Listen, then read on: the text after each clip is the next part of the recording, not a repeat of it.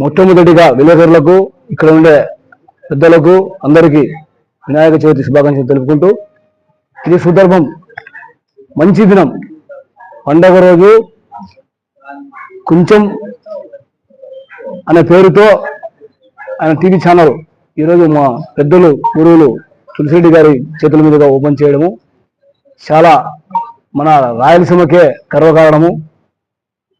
మేము కొంచెం వెంకట సుబ్బారెడ్డి గురించి 2 మాటలు చెప్తాం. ఆయన చిన్న స్థాయి నుంచి అందరినీ పలకరిస్తూ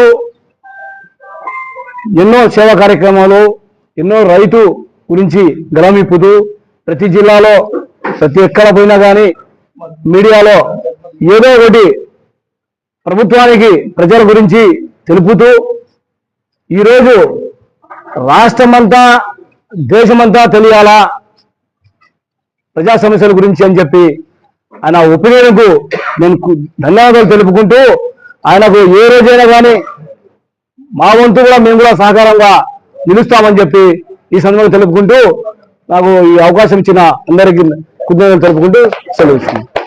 సుబ్బారెడ్డి టీవీ ఛానల్కు వచ్చిన మీ అందరికీ సవినయంగా నమస్కరిస్తూ, ఈరోజు ఇక్కడికి ప్రారంభకులు శ్రీ నర్రెడ్డి తులసిరెడ్డి గారు, మా నాయకుడు, మా కాంగ్రెస్ పార్టీ, నేను కాంగ్రెస్ పార్టీ కాబట్టి మా నాయకుడైన తులసిరెడ్డి గారు రావడము, ఆయన చేతుల మీదుగా ఈ ఛానల్ ఓపెన్ కావడము చూస్తుంటే రాను భవిష్యత్తులో కాంగ్రెస్ పార్టీ అధికారంలోకి వచ్చి రాహుల్ గాంధీ ప్రైమ్ మినిస్టర్ అవుతారనే సూచనలు బాగా కనపడుతున్నాయి.